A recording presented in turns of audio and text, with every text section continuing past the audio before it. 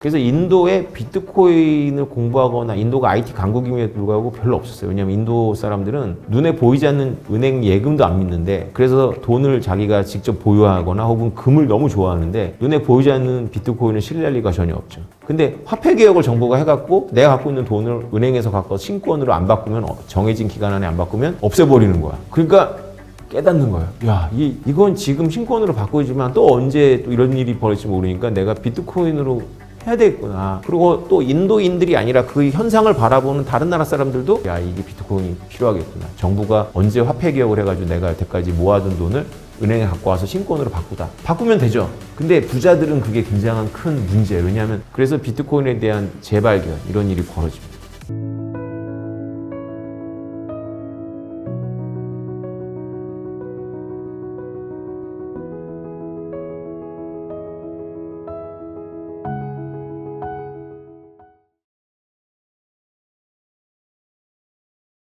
현대 금융과 화폐 제도를 좀 이해해야 되는데, 현대 금융과 화폐 제도는 사실상 금을 담보해갖고 만든 돈이 아니고요. 국가의 부채를 담보해서 만든 돈입니다.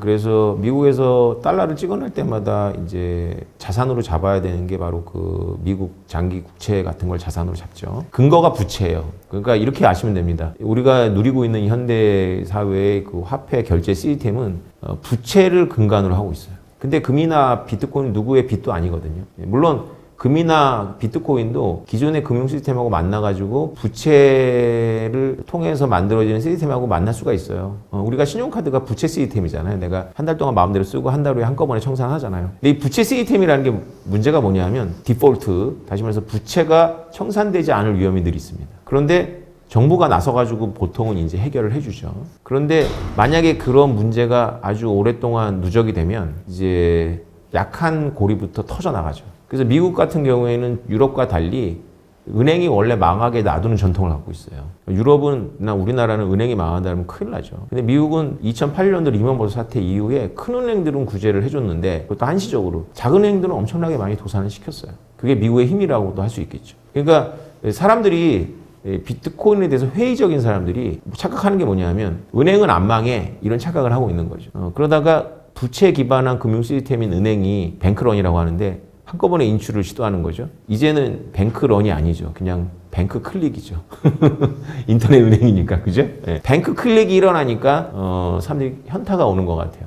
금융 시스템이 부실하구나. 그래서 비트코인이 상당히 매력적일 수 있겠네 라는 생각을 하는 거죠. 그래서 평상시에 비트코이너들의 주장이 이렇게 평온할 때는 잘 먹히지 않나요? 근데 그런 위기가 올 때마다 비트코인에 대한 가능성을 깨닫죠. 그래서 비트코인이 지금까지 성장해 오는 건 비트코인 내부의 어떤 그런 반감기나 이런 것도 있었지만, 비트코인 초기에 운이 좋게도 키프로스라는 유럽의 그 독립된 국가인데, 뭐 일부분은 터키가 갖고 있고 이런 독립된 국가인데 섬이죠. 여기가 이제 사이프러스 혹은 키프로스라고 부르는데, 여기가 그 은행 인출을 동결했어요. 그때 어떻게 알았는지 저는 그걸 나중에 공부하고 알았는데, 사람들이 비트코인을 담았어요. 그래서 비트코인이 그때 크게 올랐어요. 아주 초기 이야기입니다. 그리고 비트코인 2017년도가 굉장히 좋은 시절이었는데, 2016년도에 인도하고 베네수엘라에서 둘 다 화폐 대란이 일어났어요. 베네수엘라는 원래 고질적인 초고 인플레이션이었고, 인도는 무디 총리가 집권하면서 화폐 개혁을 했어요. 그래가지고 인도라는 게 금융 시스템이 쫙 깔려 있는 게 아니고, 인도인들이 워낙에 금융 시스템 불신해요. 그래서 그 방석 밑에 돈이라 그래가지고 그 돈을 방석 밑에 계속 넣어놓는 거예요. 장롱에다가, 은행에 안 맡기고.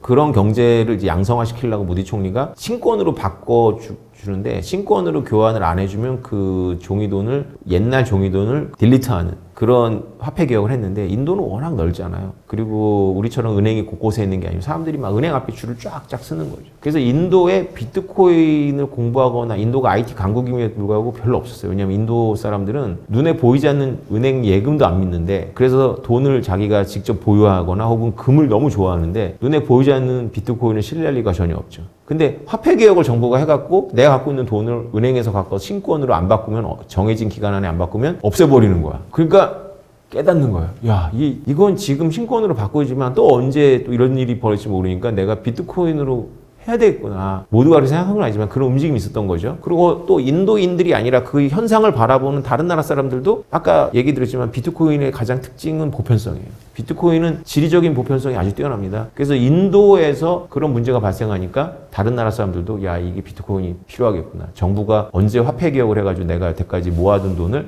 은행에 갖고 와서 신권으로 바꾸다. 바꾸면 되죠. 근데 부자들은 그게 굉장한 큰 문제예요. 왜냐하면 자기 여태까지 모았던 돈이 다시 한번 정부한테 노출되면서 보유세도 떼일 수 있고 혹은 뭐 세금도 나중에 추징당할 수 있으니까 정부한테 보이는 것 자체가 싫은 거죠. 그래서 비트코인에 대한 재발견 이런 일이 벌어집니다.